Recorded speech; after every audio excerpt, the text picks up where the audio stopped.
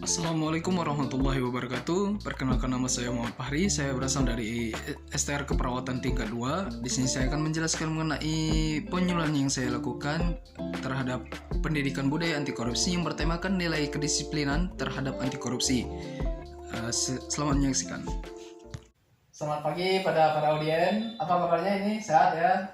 Semoga kita semua disehatkan oleh Allah Subhanahu wa taala. Baiklah, di sini saya akan menjelaskan mengenai penyuluhan saya. Di sini saya menyuluhkan tentang nilai-nilai anti korupsi pada kedisiplinan.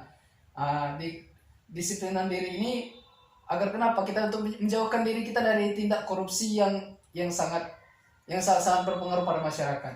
Dan di sini saya pada intinya di sini saya akan menanyakan apa itu korupsi. Korupsi itu yaitu ada satu tindakan di mana dalam bahasa Latinnya itu corruptio, dan secara harfiah sesuatu yang busuk dan dapat merusak diri. Pada undang-undang yang menjelaskan mengenai anti korupsi nomor 31 pada tahun 99 pada pasal 3 mengenai korupsi adalah tindakan orang yang sedang bertujuan menguntungkan diri sendiri ataupun orang lain yang suatu korupsi menyalahgunakan kewenangan, kesempatan ataupun jabatannya mengenai secara prasarana dan pada dirinya dengan kedudukan yang pada merugikan keuangan negara maupun perekonomian negara dan masyarakat. Yang ingin ditanyakan itu apa sih penyebab korupsi itu? Korupsi itu penyebabnya ada dua. Yang pertama itu dari faktor internal dan yang kedua itu ada faktor eksternal. Faktor internal sendiri merupakan faktor penyebab korupsi yang berasal dari dalam diri. Terdapat aspek-aspek gitu yang pada ada di individu dan juga aspek-aspek sosial.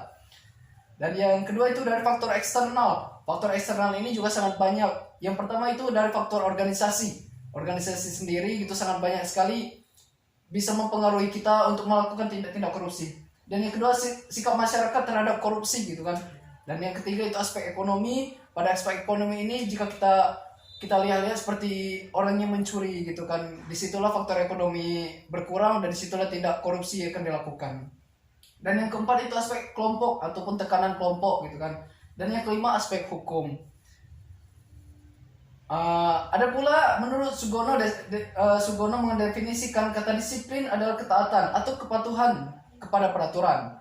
Kedisiplinan dapat diwujudkan antara lain dalam bentuk kemampuan mengelola waktu dengan baik, tepat waktu, fokus dalam pekerjaan dan tugas-tugasnya.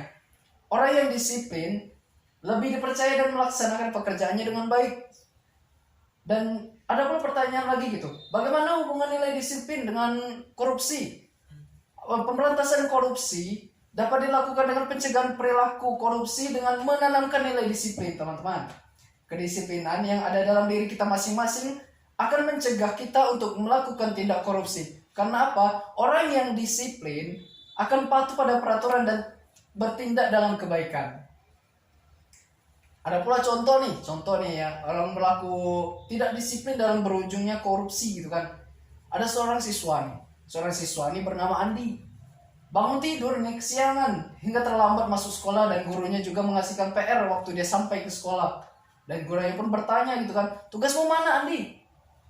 Dia menjawab, ketinggalan pak. Padahal Andi itu semalam main HP, main Mobile Legend, nggak mengerjakan tugas apapun.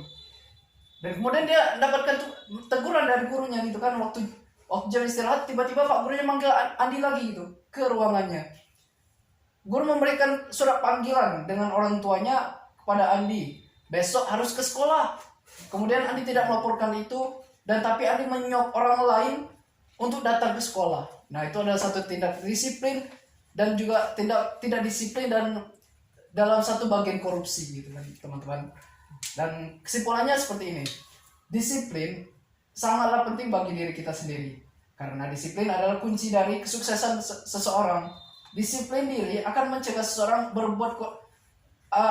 membuat seseorang tidak berbuat korupsi. Dan membiasakan diri disiplin memulai dari hal kecil saja dan dari lingkungan terdekat.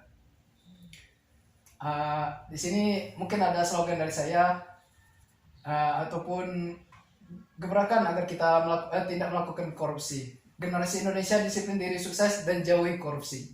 Itu saja yang mungkin bisa saya sampaikan. Apabila ada salah kata saya maaf. Terima kasih dan selamat pagi.